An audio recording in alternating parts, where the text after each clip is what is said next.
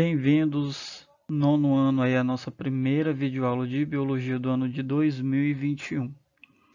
Então, nesse primeiro momento, né, durante essas nossas primeiras aulas do ano de 2021, nós estaremos aí trabalhando com revisões. Nós vamos aí abordar assuntos que foram vistos por vocês no oitavo ano, no ano de 2020, mas que são aí assuntos que têm uma certa relevância para o conteúdo que vai ser estudado por vocês aí no ano de 2021. Para quem não me conhece, sou o professor Jean e estarei aí com vocês durante aí este maravilhoso ano que será o nosso ano de 2021.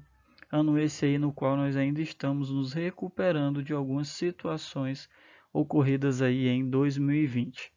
Mas o importante é mantermos o foco, né, para que possamos realmente alcançar aí os nossos objetivos.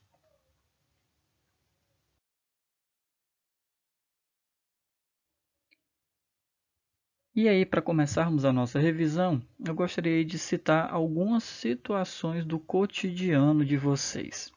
Com certeza, a grande maioria de vocês devem ter irmãos e provavelmente já percebeu, né, vocês já perceberam que vocês possuem algumas características que são comuns. Né? Essas características aí nós podemos citar o cabelo, o formato dos olhos ou o tom da pele. Ainda assim, a não ser que sejam gêmeos idênticos, dois irmãos são sempre diferentes entre si. Muitas de nossas características foram herdadas geneticamente de nossos pais. Prestem bastante atenção aí nessa expressão, herdadas geneticamente de nossos pais. Porém, o ambiente que nos cerca e a cultura na qual estamos inseridos também aí vão influenciar nas características que irão nos definir. Nós vamos aí agora estudar um pouquinho, né, revisar um pouquinho sobre Gregor Mendel, que foi justamente ele que começou o estudo da genética, ao desvendar alguns mecanismos de herança de características dos pais para os filhos. Pois bem, turma, como eu falei, né, herdar geneticamente. Então, isso aí é um assunto abordado por um ramo da biologia que é intitulado de genética. Então, nessas nossas primeiras videoaulas, nós estaremos aí abordando a temática da genética.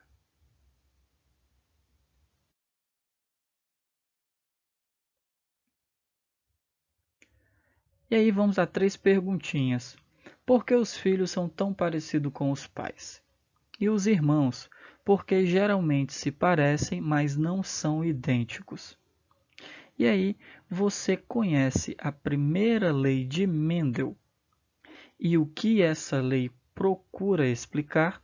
Então, essas 3 perguntas vão ser aí a base da nossa videoaula.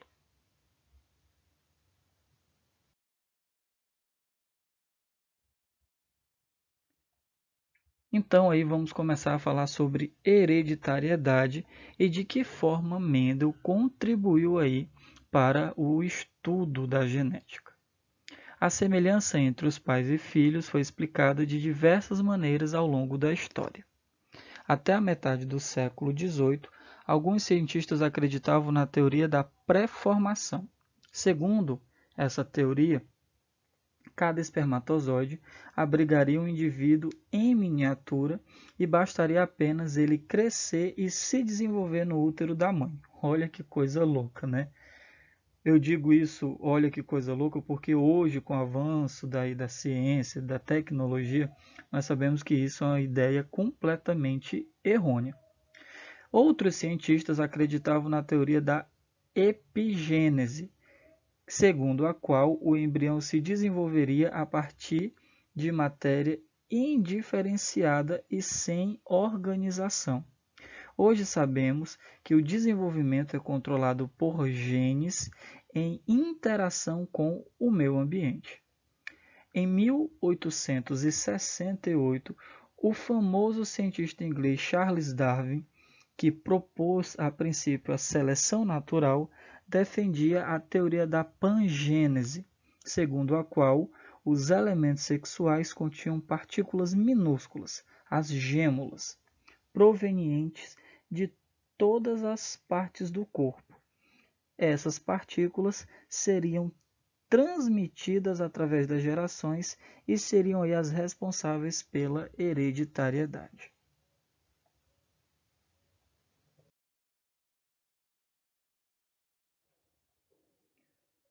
De 1858 a 1866, o monge austríaco Gregor Mendel, como vocês estão vendo aí na nossa imagem, realizou pesquisas sobre a hereditariedade de certas características em ervilhas da espécie Pisium sativum, no jardim do mosteiro da cidade de Brunn, na Áustria.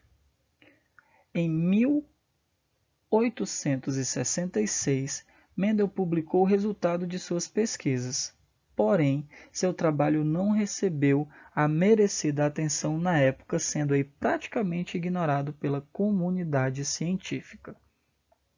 Então, pelo que nós podemos aí perceber, Mendel deu início ao estudo da hereditariedade por meio de ervilhas.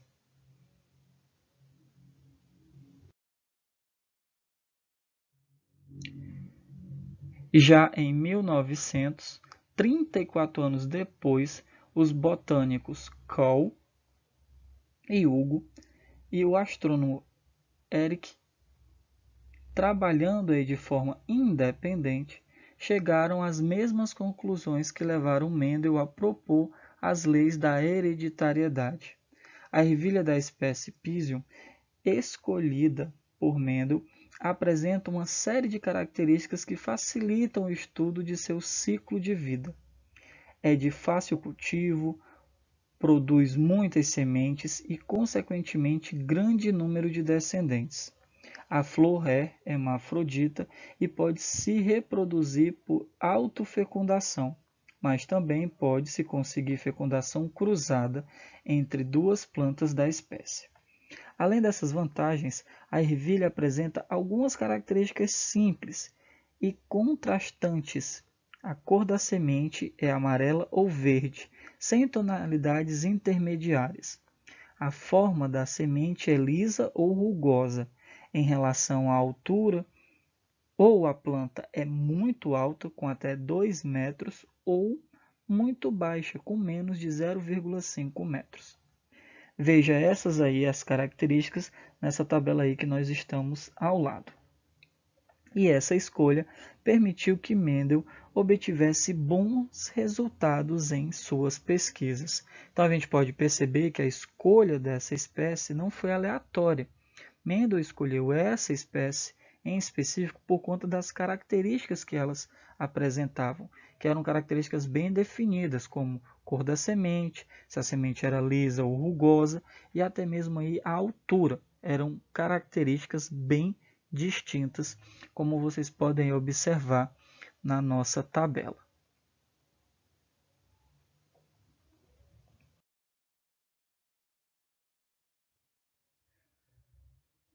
Mendel supôs que, se uma planta tinha semente amarela, ela deveria possuir algum elemento ou fator que seria o responsável por essa cor.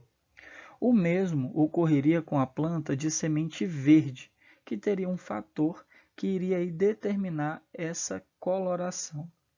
Para iniciar seus experimentos, ele selecionou plantas puras. E o que seria uma planta pura? Seria uma planta com semente amarela que originasse plantas só com sementes dessa cor, quando autofecundadas, e plantas com semente verdes que produzissem plantas só com sementes da mesma cor quando autofecundadas. Para isso, escolhia um indivíduo e observava os resultados da autofecundação ao longo de 6 gerações. Isso aí era um período que durava aí cerca de 2 anos. Usando apenas plantas puras, Mendel começou a cruzar as de semente amarela com as de semente verde. Então, tudo isso que eu acabei de exemplificar, vocês podem observar na nossa imagem. Então, ele passou aí durante 2 anos, né, observando essas plantas que se autofecundavam para realmente selecionar somente as puras.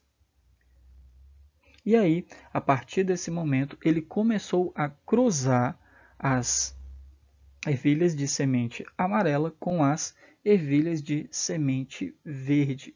E aí começou a observar quais características as descendentes aí desse cruzamento teriam.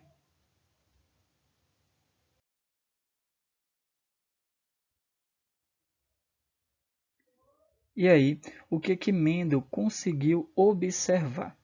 Ele observou que todas as sementes da primeira geração, que foi aí chamada de F1, eram amarelas. O que teria acontecido com o fator que determinava a cor verde? A resposta veio com o reaparecimento por autofecundação das sementes verdes que estamos aí vendo, né, na imagem anterior em F2.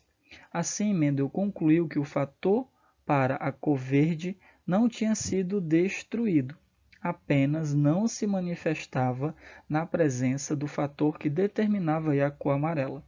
Com base nisso, ele considerou dominante a característica da semente amarela e recessiva a característica da semente verde.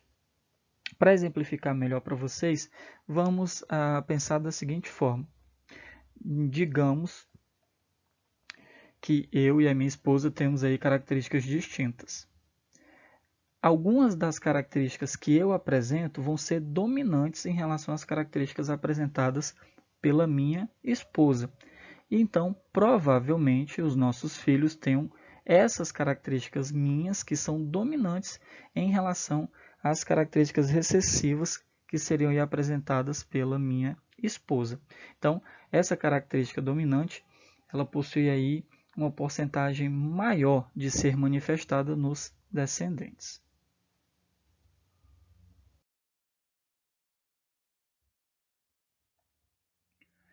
Ao cruzar plantas com as outras características estudadas, Mendel constatou que também havia uma característica dominante e outra recessiva.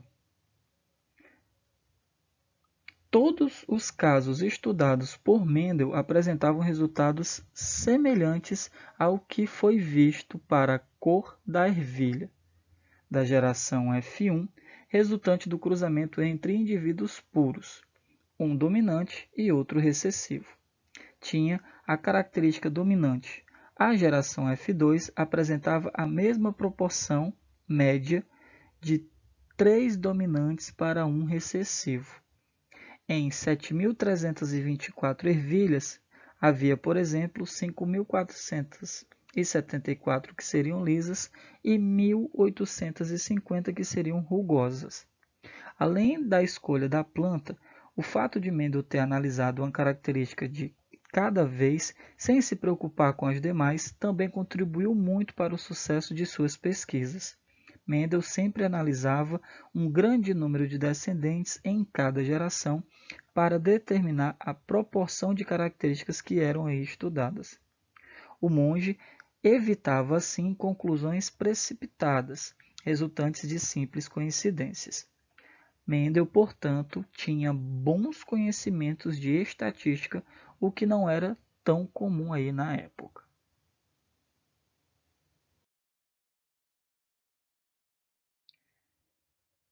Então vamos aí às conclusões de Mendel.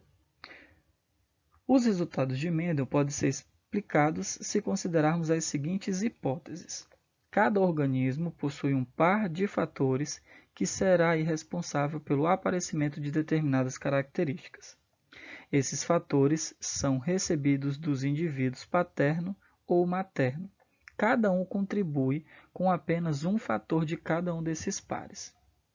Quando um organismo tem dois fatores diferentes, pode ocorrer que apenas uma das características se manifeste, que nós chamamos de característica dominante, e a outra não apareça, que vai ser classificada como a recessiva. Durante a formação dos gametas, os fatores aparecem em dose simples, ou seja, cada gameta possui apenas um fator.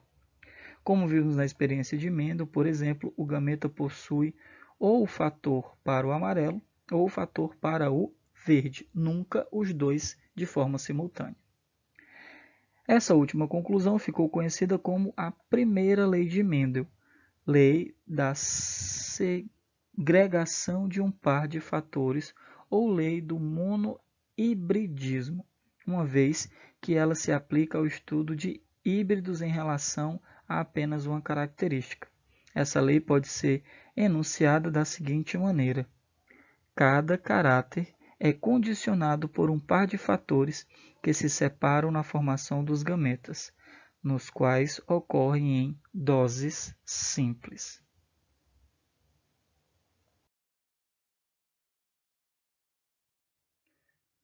Algo aí que eu gostaria de ressaltar, turma, é o seguinte: essas leis, elas não se aplicam a todos os tipos de herança. Isto é, elas são válidas apenas dentro de certos limites e para determinados casos. Então, nós não podemos aí utilizar as leis de Mendel para explicar tudo que a genética aborda e estuda.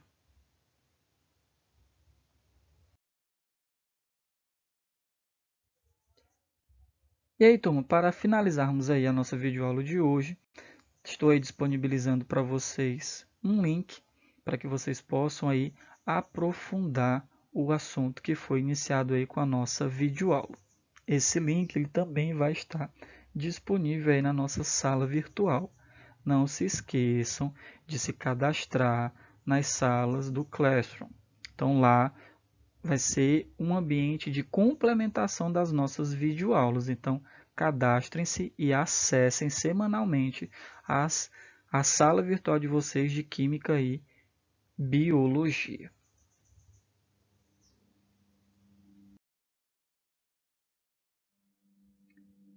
E falando aí na importância do Classroom, tem uma atividadezinha lá disponibilizada para vocês.